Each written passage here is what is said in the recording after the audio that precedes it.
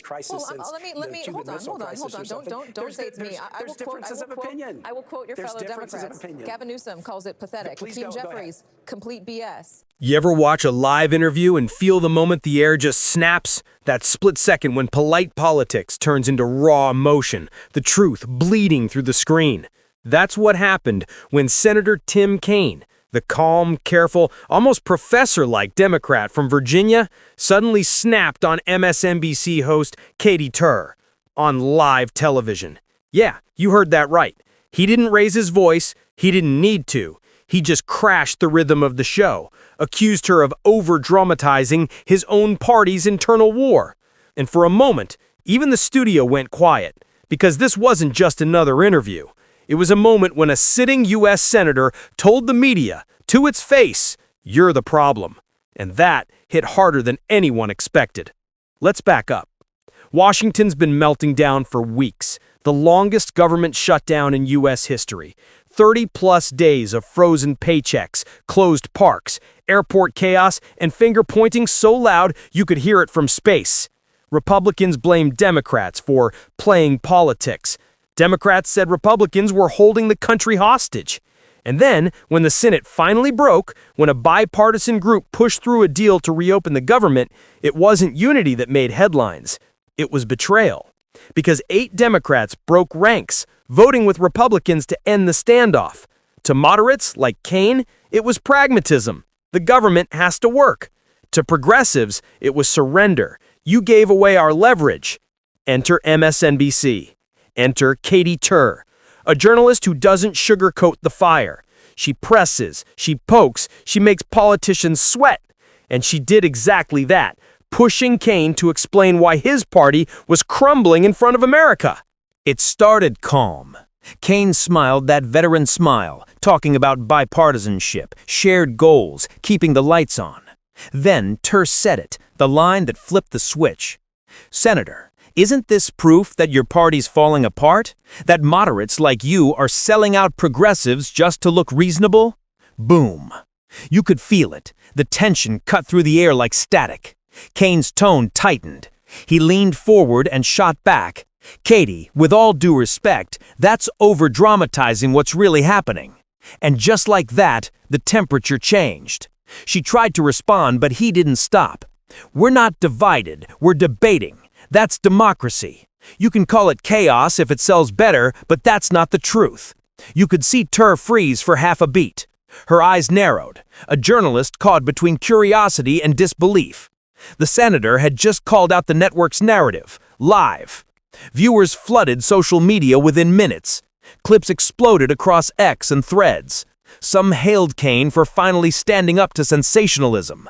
Others slammed him for gaslighting the media. And within hours, the phrase "over-dramatizing Democrats" trended nationwide. Behind closed doors, the reaction was nuclear. Progressives were furious. They saw Kaine's comment as arrogance, another moderate dismissing the energy that actually drives the party. Moderates, on the other hand, quietly celebrated. They were tired of being painted as cowards for choosing compromise. Schumer's office stayed silent, but aides leaked that Kaine spoke what others were thinking. Meanwhile, MSNBC producers cut the clip for replay, because controversy means ratings, and ratings mean survival. Think about that irony. Kaine accused the network of chasing drama, and in doing so, created the most dramatic soundbite of the week. The White House stayed out of it, but insiders said Biden's communications team was privately split. Some wanted to praise Kaine's truth bomb, others feared it looked like the Democrats were turning on their own press allies. By nightfall, conservative media pounced. Fox News called it a rare moment of honesty. Ben Shapiro tweeted, "Even Democrats are sick of Democrat propaganda." The right saw Kaine's frustration as proof the left is eating itself alive. But here's the part nobody's talking about, the real question hiding underneath that viral clip.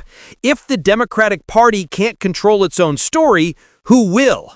This wasn't about one interview. It was about the battle for narrative power. In Washington, policy matters, but perception rules. And the person who frames the story wins the war.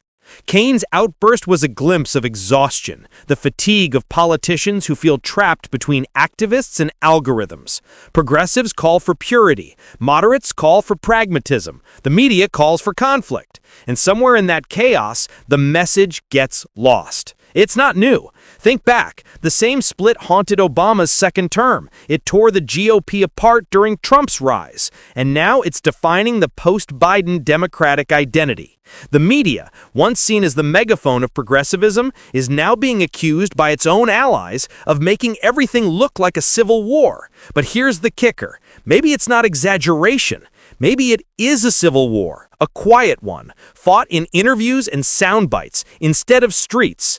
Kaine's frustration might be the start of something bigger, politicians rebelling against the narrative machines they helped build. And if that's true, we're entering new territory, where politicians don't just fight each other, they fight the storytellers themselves. So, what happens now? Scenario 1. Democrats rally, spin the moment as healthy debate. They emphasize unity, stage joint appearances, and bury the clip under new headlines. Safe, forgettable. Scenario 2. Progressives weaponize it. They turn Kaine into a symbol of what's wrong with corporate Democrats, pushing him to the center of a left-wing backlash. Scenario 3. The media doubles down. Networks start highlighting every hint of tension in the caucus because now they know it sells. Each scenario has risk. Each one chips away at credibility. And in the age of clips and algorithms, whoever loses the perception battle loses everything. Because, let's face it, voters don't watch entire interviews anymore. They watch moments. And Tim Kaine just gave America a moment they won't forget. So what do you think? Was this accountability or just political theater? Did Kaine finally say what everyone's been too scared to say, that the media fuels the very chaos it reports on? Or was it a veteran senator trying to dodge the hard truth about his fractured party? Either way, that 2-minute exchange told us more about Washington than hours of Senate hearings ever could. A politician under pressure, a journalist pushing too far, a system built to turn conflict into currency.